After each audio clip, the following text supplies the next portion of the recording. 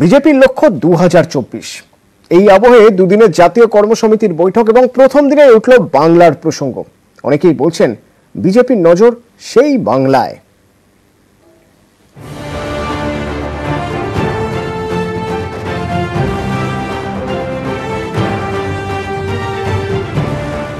बंगाल में जो पॉलिटिकल हत्याएं और हिंसा जिससे हमारे कार्यकर्ता ही नहीं बल्कि बंगाल के नागरिक भी ग्रस्त हैं, ड्यू प्रोसेस ऑफ लॉ के माध्यम से न्याय निश्चित रूप से होगा। বিজেপি জাতীয় কর্মসমিতিতে তাদের সভাপতি পশ্চিমবঙ্গ সম্পর্কে যে মন্তব্য করেছে তা সত্যের অপরাধ। অবশ্যই এটা একটা হুমকি এবং এটা একটা পাল্টা সন্ত্রাসের পরিবেশ তৈরি করার একটা অপচেষ্টা। Target Lok Sabha vote. হায়দ্রাবাদে বিজেপির দুদিনের জাতীয় কর্মসমিতির বৈঠক। উপস্থিত খোদ নরেন্দ্র মোদী। সেই বৈঠকের প্রথম দিনেই পদ্মের শীর্ষ নেতৃত্বের মুখে বাংলা। রাজনৈতিকভাবে টিআরএস এবং বিজেপির লড়াই তেলেঙ্গানায় এখন স্পষ্ট হয়ে উঠছে। পশ্চিমবঙ্গে তৃণমূল কংগ্রেসের কাছে পরাজয়ের পর তেলেঙ্গানায় বিজেপি উঠে পড়ে লেগেছে টিআরএসের সঙ্গে লড়াইয়ের। আর এখানেই তৃণমূলের ছায়া দেখতে পাচ্ছেন এলাকার মানুষ, রাজনৈতিক বিশেষজ্ঞরা। बंगाल में जो पॉलिटिकल हत्याएं और हिंसा जिससे हमारे कार्यकर्ता ही नहीं बल्कि बंगाल के नागरिक भी ग्रस्त हैं, ड्यू प्रोसेस ऑफ लॉ के माध्यम से न्याय निश्चित रूप से होगा।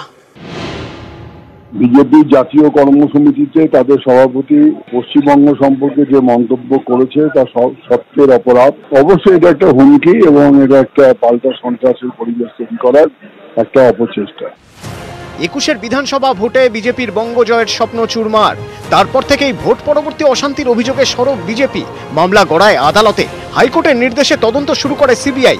তারপরেও গেরুয়া ব্রিগেডের অভিযোগ থামেনি। মৃত্যু হয়েছে, উঠেছে রাজনৈতিক প্রতিহিংসার অভিযোগ। भारतीय जनता पार्टी के जिले के उपाध्यक्ष के युवा मोर्चे के उपाध्यक्ष अर्जुन चौरसिया का राजनीतिक रूप से हत्या कर दिया गया है। এবার হায়দ্রাবাদেও বাংলায় অশান্তির অস্ত্রেই শান মনে করছেন পর্যবেক্ষকদের একাংশ। নিউজ 18 বাংলা। এবং বিজেপি জাতীয় কর্মসমিতির বৈঠকের আজ দ্বিতীয় দিন।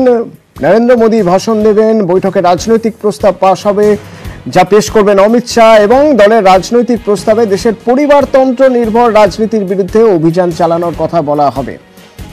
প্রতিনিধি রাজীব আমার সঙ্গে এই মুহূর্তে রয়েছেন। রাজীব, গতকাল যেমন বাংলার কথা বলা হয়েছে, গতকাল যেমন বাংলার নেতারা উপস্থিত ছিলেন, গ্রাউন্ড সিচুয়েশন কি তা তারা জানিয়েছেন এবং আজ যখন প্রস্তাব পেশ হবে, প্রস্তাব পাশ হবে, রাজনৈতিক প্রস্তাব, সেখানে আলাদা করে বাংলার কোনো উল্লেখ থাকবে বলে মনে হয়?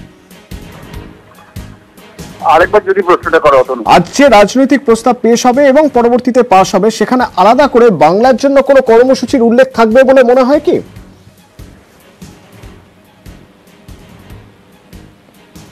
রাজীব, আমার কথা শোনা যাচ্ছে? আরেকবার যদি প্রশ্নটা করা হতো। রাজীব, গতকাল বাংলা নিয়ে কথা হয়েছে, বাংলার নেতারা সেখানে রয়েছেন এবং বাংলার যারা বিজেপি কর্মী সমর্থক তারা অপেক্ষা করে রয়েছেন যে সেখান থেকে কর্মসমিতির বৈঠক থেকে কি গাইডলাইন মেলে, কি রুট ম্যাপ মেলে, যখন আজ রাজনৈতিক প্রস্তাব পেশ হবে, রাজনৈতিক প্রস্তাব পাশ হবে, সেখানে বাংলার জন্য কোনো কথা থাকবে বলে মনে হয় কি? কোনো রাজনৈতিক লক্ষ্যমাত্রা? দেখো, আলাদা করে বাংলার বিষয় নিয়ে আলোচনা হওয়ার খুবই কম, কিন্তু বাংলার প্রসঙ্গ গতকাল যখন এই জাতীয় কর্মসমিতির বৈঠক হয় তখন বাংলার প্রসঙ্গ দিয়েই কিন্তু শুরু হয়েছে। পশ্চিমবঙ্গ, কেরল এবং জম্মু কাশ্মীরের কথা করেছিলেন দলের সর্বভারতীয় সভাপতি জগৎ প্রকাশ নাড্ডা এবং সেখানে তিনি উল্লেখ করেছিলেন হিংসার বলি হয়েছেন বিজেপি কর্মী সমর্থকরা। আর আজকে রাজনৈতিক প্রস্তাব পেশ হবে এবং সেই রাজনৈতিক প্রস্তাবে যে বিষয়টা থাকবেন, প্রস্তাব পেশ করবেন কেন্দ্রীয় স্বরাষ্ট্রমন্ত্রী অমিত শাহ এবং তা হচ্ছে পরিবারতন্ত্র যে বিষয়। রাজনৈতিক প্রস্তাবে থাকবে দেশব্যাপী পরিবারতন্ত্রের রাজনীতি, তার বিরুদ্ধে বিজেপি সরব হবে। পাশাপাশি থাকবে দেশের বর্তমান রাজনৈতিক পরিস্থিতি এবং বিরোধীদের অবস্থান।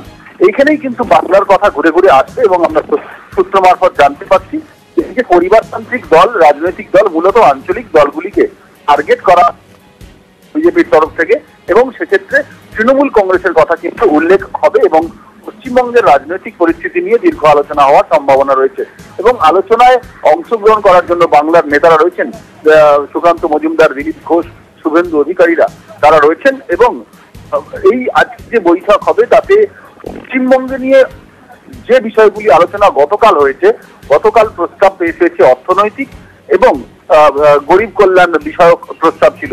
সেই প্রস্তাবে বিরোধী দলনেতা শুভেন্দু অধিকারী তিনি পশ্চিমবঙ্গের যে কেন্দ্রীয় প্রকল্পগুলি চলছে সেই প্রকল্পে নাম পরিবর্তন, আর্থিক অনিয়ম ইত্যাদি অভিযোগ করেন।